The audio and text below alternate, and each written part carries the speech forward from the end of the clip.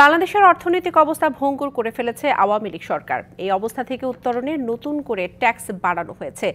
এই টাকা জনগণের জীবনমানের উন্নয়নে ব্যয় করা হবে বলে জানান প্রধান উপদেষ্টার প্রেস সচিব। তিনি জানান, পাচার হওয়ার টাকা ফেরত আনার চেষ্টা চলছে, নির্ধারণ করা হচ্ছে অর্থগুলো কোথায় কোথায় রাখা হয়েছে। দেশের অর্থনৈতিক অবস্থা সচল করার লক্ষ্যে শতাধিক পণ্যের উপর ভ্যাট বৃদ্ধির সিদ্ধান্ত নেয় অন্তর্বর্তী সরকার। এ নিয়ে শঙ্কা প্রকাশ করেছে রেস্তোরাঁ মালিক, ব্যবসায়ী ও সাধারণ মানুষ। রবিবার ফরেন সার্ভিস একাডেমিতে সংবাদ সম্মেলন করে প্রধান উপদেষ্টার প্রেস উইং। এতে প্রেস সচিব বলেন, আওয়ামী লীগ সরকারের আমলে পাচার হওয়া অর্থ ফেরাতে বিভিন্ন দেশ সহযোগিতা করছে।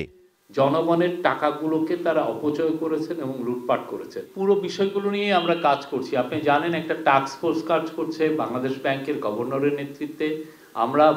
আমরা দেখছি যে কিভাবে টাকাগুলো আনা যায়। এটা হচ্ছে আমাদের টপ প্রায়োরিটি। বাংলাদেশের অর্থনৈতিক অবস্থা সচল করতে ভ্যাট বাড়ানো হয়েছে। এতে জনজীবনে তেমন প্রভাব পড়বে না বলে মনে করেন তিনি।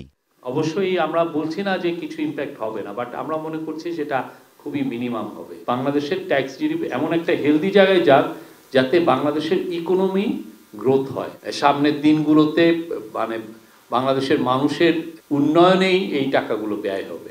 এছাড়া IMF এর শর্ত পূরণে সরকারের এমন উদ্যোগ কিনা সাংবাদিকদের প্রশ্নের জবাবে তিনি বলেন, গেল 5 মাসে রাজস্ব আদায় হয়েছে 1,26,000 কোটি টাকা, যা লক্ষ্যমাত্রার চেয়ে কম।